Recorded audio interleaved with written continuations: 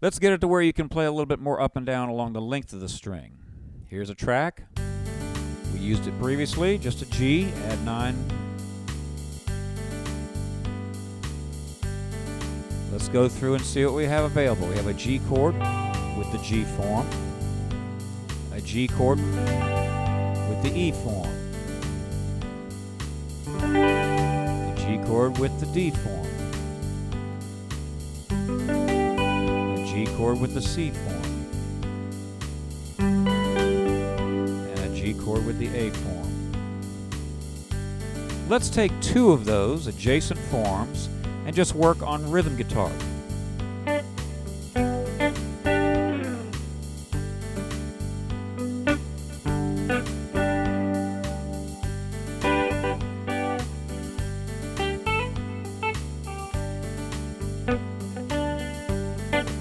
If I add other notes in there, they're coming from that major pentatonic scale that's associated with that chord form. For example, that 4th string root pentatonic will always be on top of the E form. I see the chord.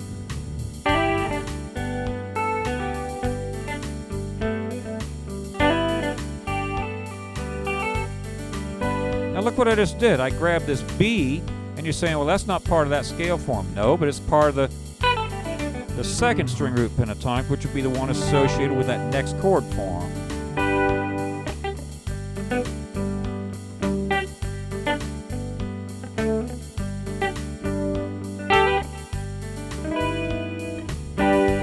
See the different fingerings I might use? Now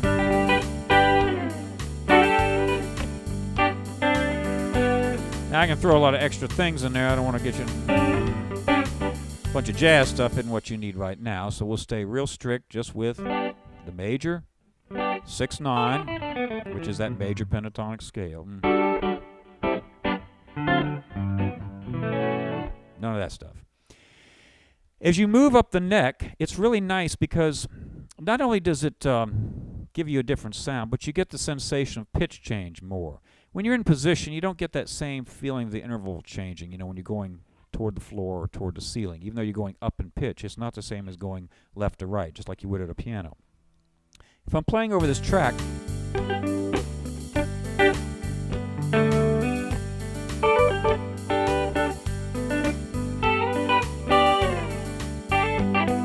everything I just played came out of those block forms.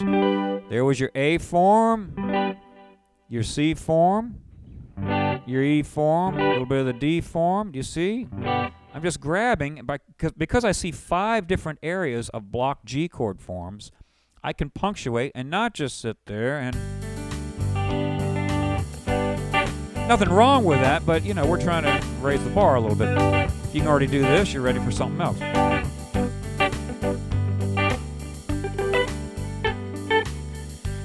And then when you link those pentatonic scales, that gives you the available 9th, or the 2nd, and the 13th, or the 6th. If I'll take a chord, for example, here is my G chord with the C form. You should recognize these by now. I see that 5th string root pentatonic on top of that, and if I know my pentatonics, I say, well, gee, I know there's a 2nd string root pentatonic always to the left of that. They link together. Those are double pentatonics. You need to practice those. I'll give you a lesson on those sometime. You're just playing 2 of them together at once, 3 notes per string. If you have the chord form, let me just edit it down. I got a bass player. I don't need to get in his way. So here I have a G chord. And I know that if I sprinkle in that major pentatonic scale, I have that 9th and that 6th. Do you see how I'm getting that? Those 3 notes up on top I could see as coming out of those 2 pentatonic scales, but I'm still orienting everything around that C form chord. And I can do that on each string. There, I'm looking at those 3 notes that exist between those 2 pentatonic scales on the 2nd string. Now look at how much music I can make.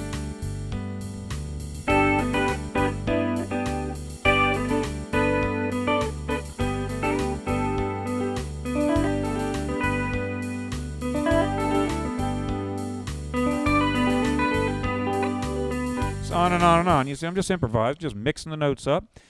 And it's a great way to practice because you're tying together these chord forms with those pentatonic scales, and you're restricting yourself just to the ninth and the sixth as far as extensions. We're not going with any of the major sevens or the flat fives and those kind of jazzy sound. And you can add those later on, but it doesn't fit into what we're talking about here. All right, that was over the G. Let's change tracks. Let's say we're going to play over an E chord. I have 5 forms. We'll start with our basic E form. The next letter would be D in our CAGED. There's your E chord with the D form, E with the C form, E with the A form, E with the G form.